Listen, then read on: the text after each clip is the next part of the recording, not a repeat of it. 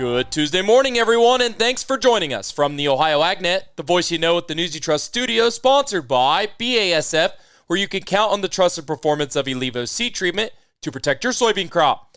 I'm Joe Everett, bringing you today's farm news. Well, currently 48 degrees outside here at the farm this morning, and it would make a nice day to get some work done inside the barns as we have some rain moving through most of the Buckeye State. We'll have a full forecast update for you shortly to see what you can expect today and as we move throughout the week. A quick calendar reminder, tune in on Monday as Dusty visits with Brian and Jennifer Harbage in Clark County, where the Ohio Field Leader Roadshow continues. Don't miss the latest research, insights, and on-farm innovations in soybean production. While Ohio Governor Mike DeWine and Agriculture Director Brian Baldridge say farmers are stepping up in a big way when it comes to improving water quality. They've just announced the highest farmland enrollment ever in the state's H2O Ohio program, with 2.5 million acres now participating statewide. Most of that is coming from Northwest Ohio, where farmers in the western Lake Erie Basin are putting H2O Ohio practices on 2 million acres. That's over half the cropland in that region, now using conservation measures aimed at reducing nutrient runoff. Governor DeWine says it's clear that farmers understand the importance of the program and the role they play in protecting Lake Erie and other waterways. And the numbers back it up. Nearly 95% of the producers who have already enrolled have signed on again, and many added more acres this year. On top of that, H2O Ohio brought in almost 300 new producers, a 16% jump in new participation. And ODA says the effort is making a measurable difference. Based on the year's participation, they estimate farmers will keep out about 550,000 pounds of phosphorus off their fields and out of Ohio's waterways. To learn more, you can find this full article at ohioagnet.com. Now let's check in for an equine update from Brianna Smith. Equine owners across Ohio continue to watch the EHV1 EHM situation closely as states out west report new cases tied to a major November show in Texas. While Ohio has not had any confirmed cases, state officials say they're staying vigilant and working directly with horse owners and veterinarians to monitor potential symptoms and reduce risk. Here is state veterinarian Dr. Dennis Summers on where things stand right now in Ohio. Important to stress that we have not had right now that we know of any clinical cases of EHM in Ohio as a result of those barrel racing events. We're heavily monitoring it. I had calls this weekend with people. I'm sure the director's getting calls left and right about it too. We are heavily involved in communicating and educating on what we expect and what we're trying to do to help. And we want people to, if they see those clinical signs, they want them to be reported to us so that we can see if we need to intervene. But right now we are sitting in a good spot. We don't have any clinical cases that we know of. While Ohio remains in a good position, officials urge horse owners to stay alert and reach out to their veterinarians if they see any signs of concern. Reporting for Ohio's Country Journal and Ohio AgNet, I'm Brianna Smith. Hey, thanks, Brianna, for the update. To hear more from that conversation, you can find that on today's podcast at ohioagnet.com or wherever podcasts are found. Stay tuned. We'll be back to take a look at today's weather next here on the Ohio AgNet. When you're buying seed, there's more to a transaction than money. You're exchanging time and trust, hoping each decision adds up at harvest. Seed consultants, sales professionals don't take that lightly. With products made to excel in the Eastern Corn Belt and agronomic knowledge that stands up to the test, we're all about the same things you are: reliability and results. Buy into a better seed experience. Visit seedconsultants.com to view our corn and soybean lineup. Nearly 90% of farmers say that financial worries, constantly changing market conditions, and other uncontrollable variables take a toll on their mental well-being. Add in the weather and family dynamics, well, it's a lot to handle alone. But did you know farmers and their families can receive free confidential services from licensed professionals? Support is available 24/7 to help with the challenges you face. Look for Farm Family Wellness Alliance under the Resources tab at farmfoundation.org. Take care of yourself. Your well-being matters. You're tuning in on the Ohio AgNet. Today's weather brought to us by Seed Consultants. Simply better performance online at seedconsultants.com. Here's your forecast. Plenty of moisture working through Ohio today. I'm Chief Meteorologist Ryan Martin. Let's take a look at that Ohio Ag weather update. Rain showers coming through. Keep the umbrella handy, anywhere from 1/10 to 3/4 of an inch. Bigger totals are going to be down in the southern third of Ohio today. But it's all rain as our temperatures stay on the mild side. There's a secondary front with this system that comes through, and it's going to do so tomorrow morning. This doesn't have much moisture with it. A lot of clouds, but not much moisture. What it does have, though, is gusty winds and a significant drop in temperature. Bitter cold air starting to funnel into the Buckeye State through the day tomorrow. It stays then through Thanksgiving Day itself. Strong north and northwest winds coming across the Great Lakes. So lake effect cloud cover is here, especially over the northern part of the state. However, I am not too concerned about lake effect precipitation, except in northeastern parts of Ohio, where we're seeing that moisture come, or the wind come across Lake Erie. Northeastern Ohio has the best shot at some snow activity here, but it's going to definitely be chilly all through the rest of this week and the weekend.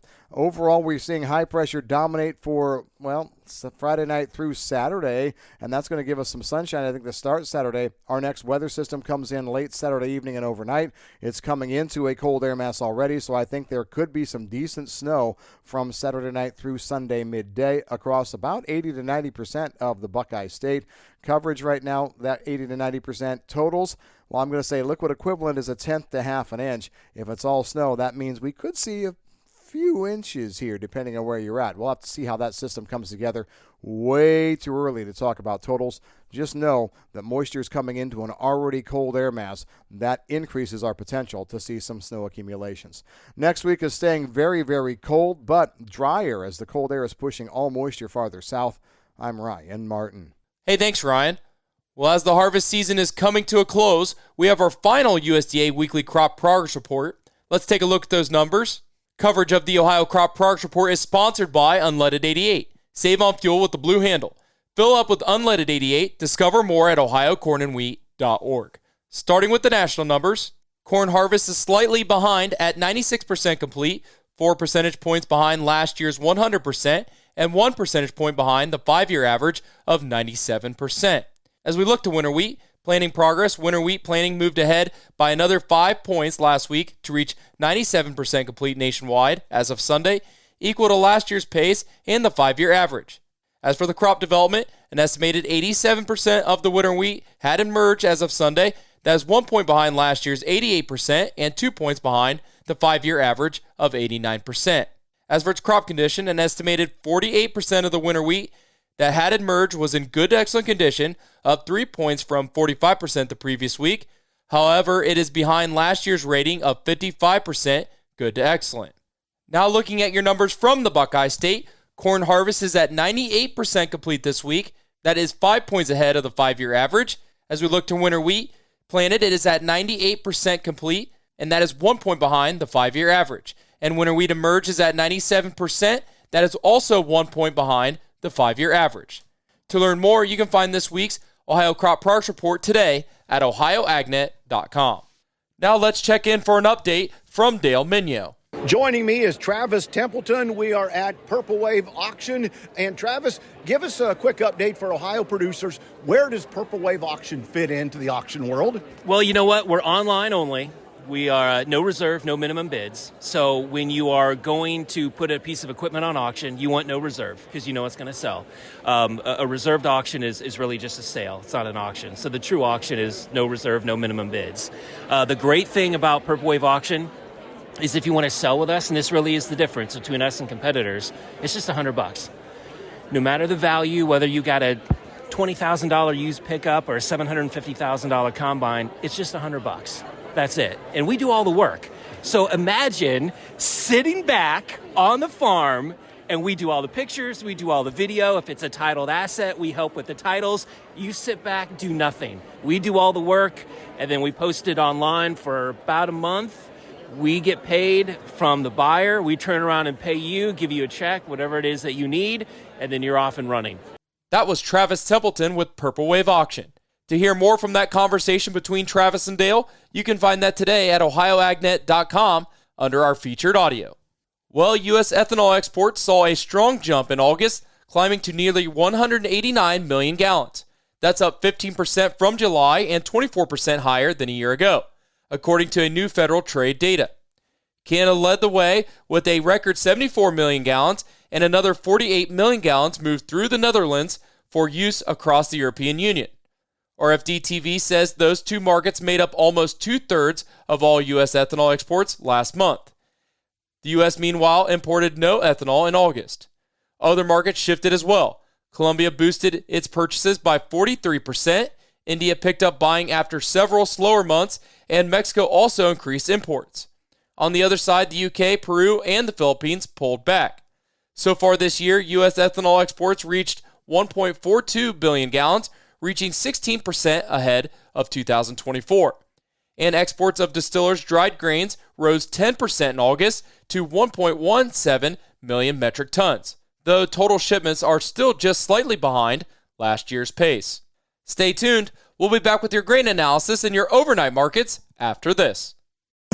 Attention farmers, Jim and Jody Johnson are retiring and their premium equipment is heading to Purple Wave's December 30th Ag Auction. Don't miss their 2024 John Deere ExactEmerge 1775 NT Planter and 2019 John Deere S760 Combine. This retirement auction features well-maintained machinery that's been part of a successful farming operation with equipment located in Osage, Iowa. Everything sells. Absolute no reserve to the highest bidder. Visit purplewave.com for details. Purple Wave Auction, straight, simple, sold.